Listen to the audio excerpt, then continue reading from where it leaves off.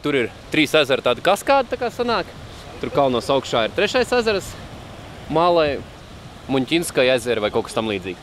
Šitas ir Muņķinskaja, jā. Šitas ir vidējais ezers, un apakšā ir tur, kur mēs dzīvojām. Tur ir pats zemākais ezers. Viņi pārtek viens no tā kā otrā. Starpības starp šiem ezeriem ir 30 metri, kas ir tāda skaista kaskāde lejā. Un tas skats uz sniegotiem kalniem ar ledāju augšā ir fantastisks vienkārši. Pēc nostāstiem arī ir Eriks braukājis uz šīm vietām, jo nevelt lejā ielejā ir viņa muzejs vēl. Tā kā, nu, esam mēs kaut kādā atkal kārtējā interesantajā vietā. 2 centi ar Latvijas ģērbos mēs metam uz atgriešanu. Uz atgriešanos šajās skaistajās vietās. Un tad uz atgriešanos. Jā. Es sapratu tur to, ka, lai, teiksim, cilvēks iegūtu mieru, viņam ir jābūt, nu, kā austrumu kultūrās ir fonā, es lai kaut kāda tāds vienots ritms. Nu, tur citi taisa to. Es tev jābūt tādam foniņam. Pilnīgā klusumā nevar meditēt. Un tad tur, kur bija starp tiem 2 ezeriem, tā šalkoņa, tur, kur bija tā vieglā kaskāda ūdenskrituma, tur bija tāds miers, bet fonā bija šī te viegla, tur ir maz putnu diezgan, vismaz tādu, kas ir ar balsīm. Tur mierīgi var noskaņoties uz tā vienas frekvences. Es teikšu, nu, godīgi, man viss patīk, bet tā vieta bija tāda, kur es gribētu atgriezties pa īstam. Nu, mēs te sakam, jā, es gribētu šito redzēt, šito. Realitātē neviens no mums, es domāju, neatbrauks vairs uz Altēju. Jā, nu, pārāk daudz, kur braukt. Un tā laika ir maz un ir 200 valstis vairāk, jā, uz pasaules. Vietu ir vēl vairāk, bet tur es gribētu aizbraukt vēlreiz, varbūt ar, nu, jā, tādas manas pārdomas. Meklēju, kamēr dzirdēju blūkšķi, punkšķi. Nu, tad beigās ilgi meklēju, kāds minūtes 5. Nu, cerams, ka tiem zvēriem ir jau vēl rieksts, nu, to vienu, ko es tur paņēmu, tas jau viņam būs ko aizvest mājās. Šitāds viņš izstās, viens jau ir izlobīts. Te ir daudziņi. Varētu pat stakāns sanāk gandrīz. Šitādi viņi ir. Varbūt nogatavojušies neizāsti. Ļoti garšīgs bija, kā viņš izskatās. Pēc garšo kā lazdu rieksts sajaukt, bišķi ar sveķīšiem, ar tādu sveču garšu. Veselīgākais rieksts pasaulē. Tas nav pārspīlējums. Daba skaisti, cilvēki skaisti, labsirdīgi un garšīgs ēdiens. Visa vide ir. Šeit gribās pabūt vienam kādu brīdi īstenībā. Jā, izbaudīt to, nevis kaut kur skriet, nu visu laiku šī tāda rīvēšanās starp cilvēkiem, man liekas, šeit vispār neiederīgi ir. Te vajag paņemt somu, nu, kā es jūtos, un iet pa kalniem un tā. Mums ir plānīši tāds, ka mums vajag aizbraukt līdz pie Katoņas upes uz Rūnām, kas varētu būt kaut kur šī reģionā. Вот она, олениха с детенышем, а за ней еще стоял олень. Но где голова у оленя, там трещины пошли, и видите, он не сохранился. А вот олениха-то видна еще очень хорошо. Древний знак света и солнца. Фантастический хищник из петроглифа Грота Куюс. Es uzzināju to, ka diletanti strādā par ekskursiju vadītāju. Neko viņi nemāca izstāstīt normāli. Neko tādu, ko nevar acīm redzam pateikt. Jā, izņemot varbūt par to, ka daži ir neolīta laika šie te petroglifi un daži ir bišķiņ jaunāki. Tā, šitie te nevar salīdzināt ar ribačiešiem te petroglifiem, kas bija daudz izteiksmīgāki, lielāki, simboliski, labi, nu, kvalitatīvāki. Nu, jā, bet tā bija forši, normāli. Vēl bija smieklīgi, ka viņi teica nekāpiet šitajā te nātrēs, bet pastoties tur nebija nātris, tur bija tikai marihuānas, kaņepju augi un viss. Tad te viņiem kā nātris, acīm redzot, ir kaņepes. Tā. Un mēs pagaidām esam šī te pie upes. Uzticamāk kaut kā te caur kalniem virzīsimies uz Katoņas upes pusi. Tāds būtu šodienas plāns. Nu, kaut kur palikt uz smukā vietā.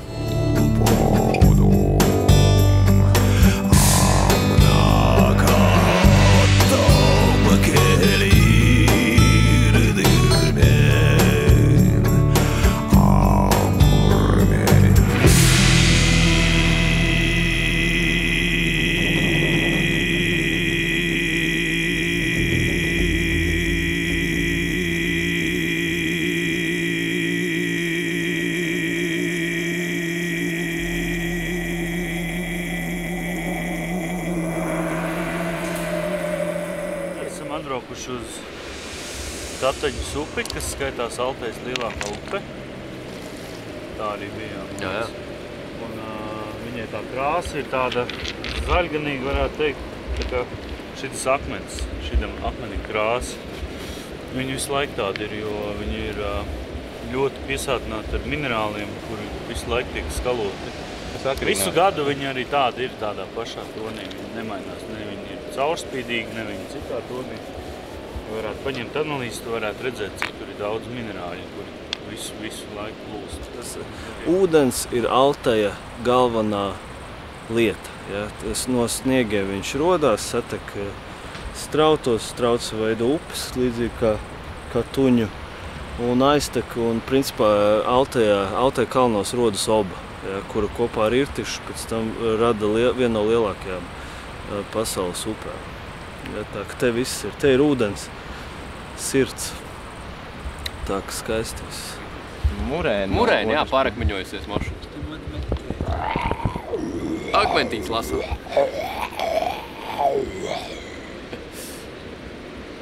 Līdzīgs tev? Mēs pa murēni domājam. Bet var piemeklēt citas analoģijas. Un apsies caurums iet cauri. Var gaismu izspīdināt cauri, nevar gaismu. 22. jūnijā var? 22. jūnijā 13:34 izspīd cauri gaismu. Kas ir pasies šido? Šovakar vakariņa nebūs izskatās. Šokolādītes spiežam iekšā atkal. Man viena maša arī tur jau 3 reizes vai 5 reizes ir izkusus un atkal sastīvē. Bet šitā bija serenādīt, kas jau es nezinu, cik ilgi pūst tur. Bet bija garšīgi. Izojam Kaspara mīļāko kultūras ēdienu. Pa ilgiem laikiem atkal mums būs kartupeļi. Un īstenībā šī braucienā mums ir lielākoties figurē majonēzes kultūra. Majonēze iet uz griezdamās veikalos, pat nespēja mums nodrošināt majonēzes daudzumu, ko mēs patērējam. Un pats labākais, kas mums šokar būs, nebūs tušonka, bet būs... Ēdiet, pērciet,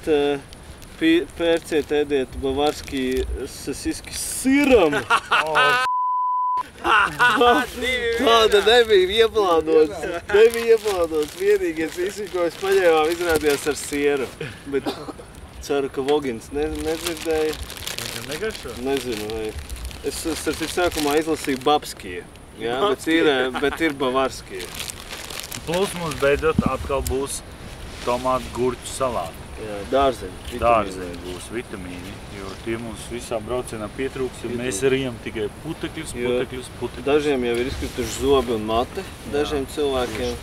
Var redzēt, jā. Vārda ir kļuvusi cieta kā švabra, ar kuru varētu izskalot katliņus. Nokaltēta. Un tad es domāju. Veikavā. Mēs te viņu vakar pagaršojām. Tīri vai pēc līdekļus drusku garšo. Bet, tas, kā saka, tīrais gaļas iznākums nav liels. Neiet ar to ādu tā, kā gribētos. Kaut kā piekautusi klāt. Jā, varbūt jāpamērcē, ne? Beidzot ir gan maškaras, gan vispārējiem. Mēs bijām noilgojušies pēc viņiem, jo kalnos viņi nav. Tas ir garšīgs siers vietējais Altai. Mīkstais siers ar dilītēm. Ļoti labs. Mēs esam pie Kataņas upes. Bet kur mēs nezinām? Bet kur mēs esam, mēs nezinām. Kartē, kur tas ir. Mums vienkārši šodien Jānis ved un mēs paši īsti nezinām, kur mēs atrodam. Es pēdējās 2 nedēļas nezinu, kur mēs īsti atrodamies. Tā īsti. Latgalē mēs esam. Mēs varētu būt arī Latgalē.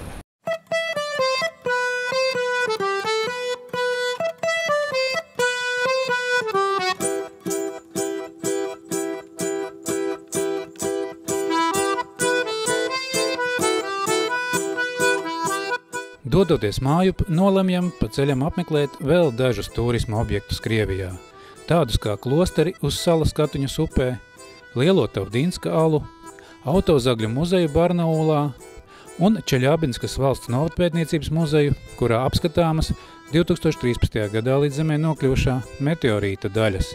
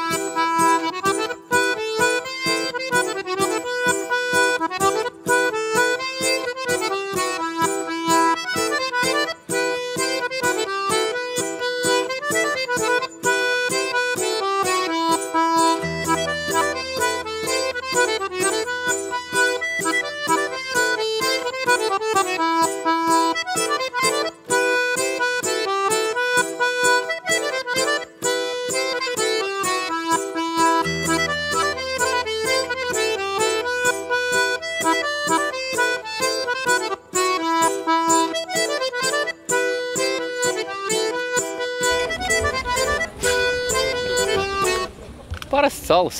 Eģiņš, laikam, precīzāk izstāstīs par moluskiem, kas bija izskalot un jūras gultni, kas ir bijusi. Bet tā, augstu vienīgais mēs bijām, augšā tā priedīt, kur tas skatu laukums.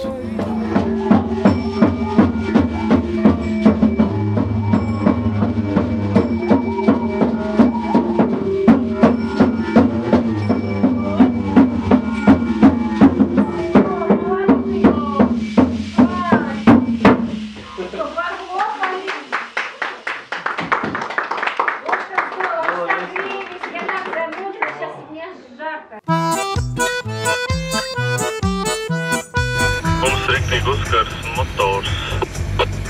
Cik ir riktīgi? Vairāk nekā citas reizes. Kāpēc, ka darbojās? Un nenāk karstais. Bet te ir Šķidruma nav iekšā vairāk, ja nenāk karstais. Nu jā? Tāpēc es teicu, no rīta vajadzētu pārbaudīt. Šis pārbaudījums bija normāls šķidrums, vēl pēdējā pauzē skatījāmies, vai kurā tur.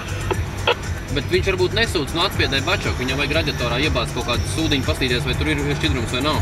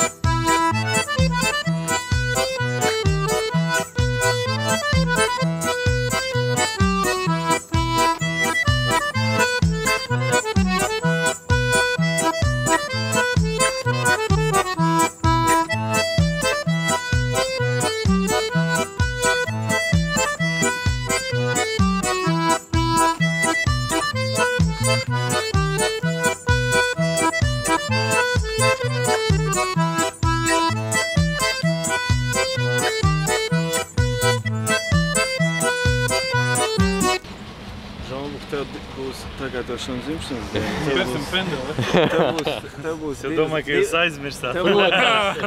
Tev būs divas dāvanas un viens novēlējums. Tagad tu esi baigi labais keks, tad tev ir keks dāvana. Svecīti. Vaginālo iespraudījis, tāda runa gāja. Tagad tu izties pēc musulmaņu labākajās tradīcijās. Tad tev pienākās musulmaņu cepurīti.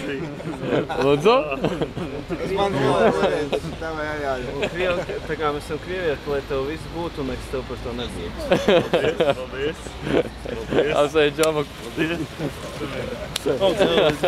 Audz liels. Tā ir radīta. Nu, tagad uz riņķiem. Vakarā uz šņabi bodi sūtīs un nesatīs viņu. Kūku paplīt. Bet kūku vienalga vakarā no tevs pienākās. Ja mēs paspēs, tāpēc es Paspēs. Jā, es sapratu. Ja man pokas, tad es... Tā kas ir braukt? Nē. Labāk pa silviņu. Labāk pa silviņu. Riktīgs rastamants. Jā. Kāds vajadzētu. Šitāds braukš te. Uz robežu. Jā. No. Paldies, paldies.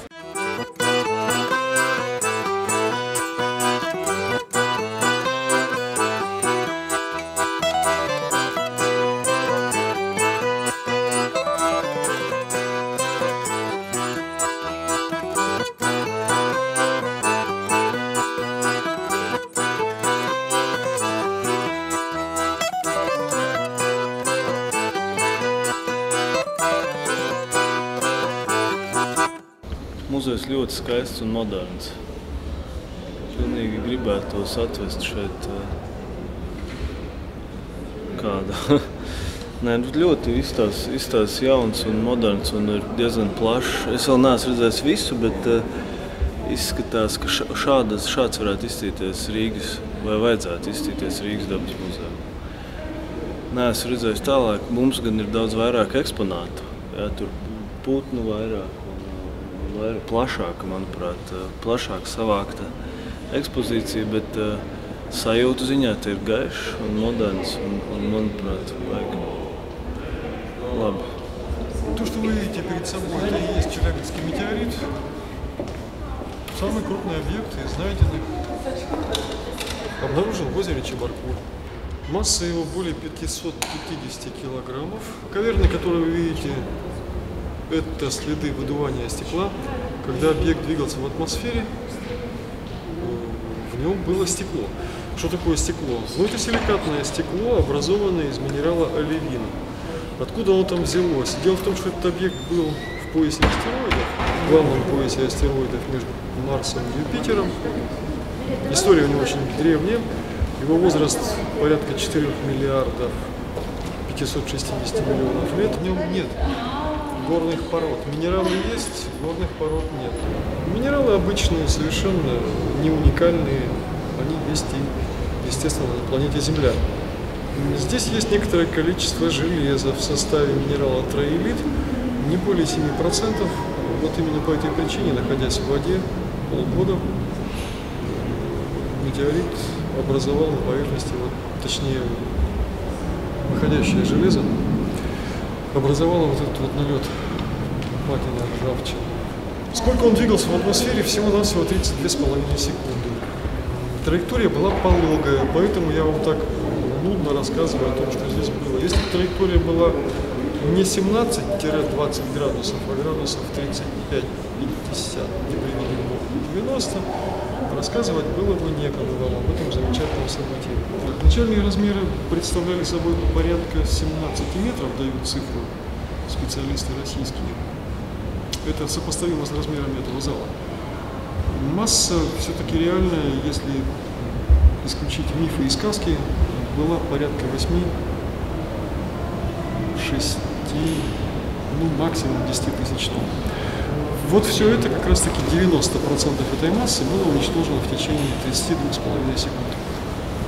Количество энергии, которое выделилось при разрушении его, я подчеркиваю, взрывов не было, было разрушение. Последовательное разрушение выделилось на заключительном этапе и в виде ударной волны пришло нашего региона, в эквиваленте составило, по оценкам российских специалистов, 400 килотонн. В любом случае это примерно 18 Хиросим. Поэтому нам крупно повезло, что все обошлось таким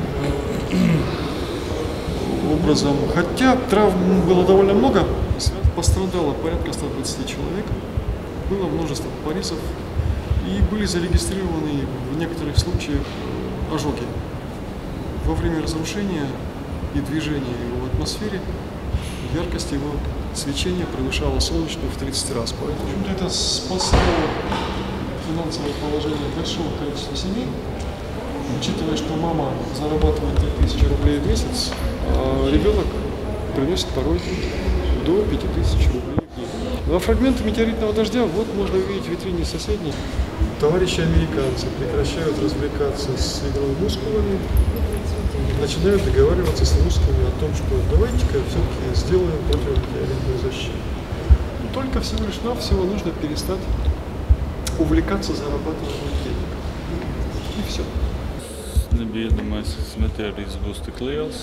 Nu, ka viņš tik liels un ka viņš ir tik smags. Un ka meteorīta krišanas leņķis var ļoti daudz ko ietekmē. Ātrums un leņķis, turpat kaut kādiem tur pāris grādiem, tad šitā pilsēta varēja arī nebūt vairāk. Bet tā ir tikai maza daļa no tā meteorīta. Viņš svar ir 600 kg, tas gabals īstenībā viņš bija 17 tonnas, un tas viss atmosfēra viņa izglāba. Atmosfēra ir kā bufers, kurš jo ātrāk kustās priekšmets, jo lielāka pretestība ir tam priekšmetam, lai viņš tiktu pie zemes.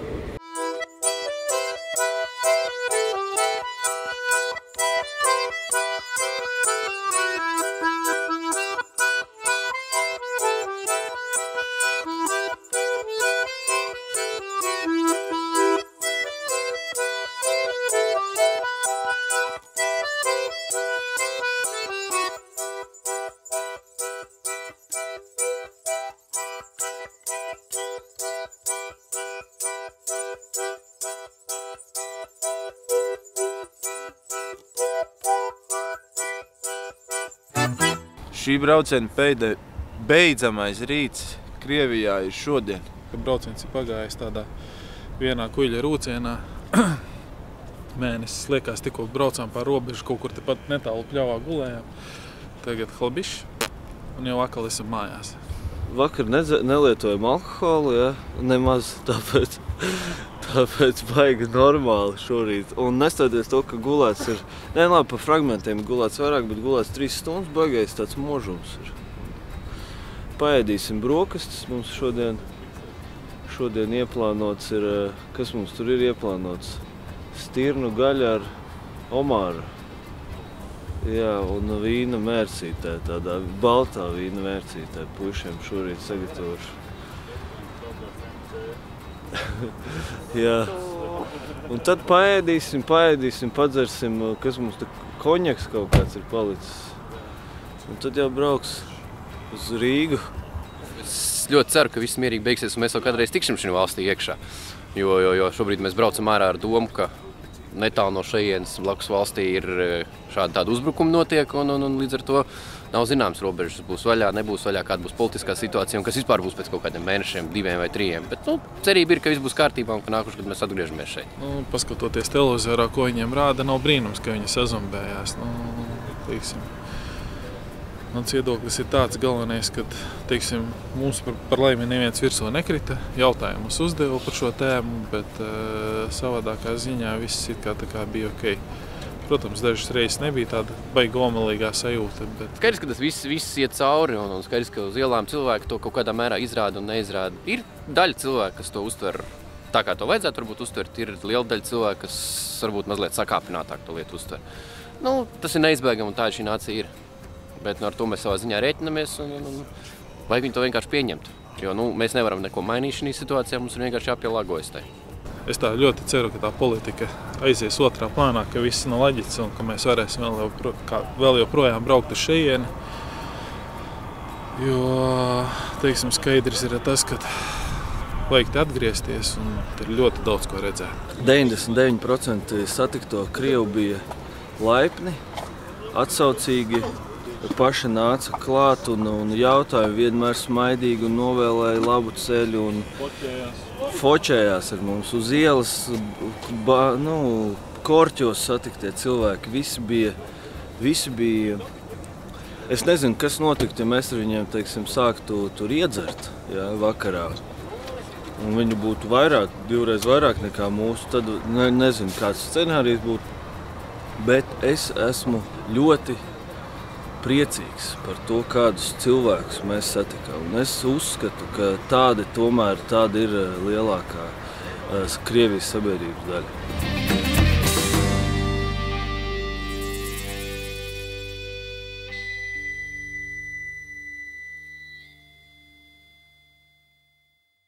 Dabā tas izskatās fantastiski ar visu to atmosfēru, kad pūš vējš un tas varbūt ir augsts tur stāvēt ārā, bet arī pašā laikā tas augstums ir mazsvarīgs pret to brīdi, kad tu redz, ka debesīs spēlējās dažādu krāsu ziemeļblāzi.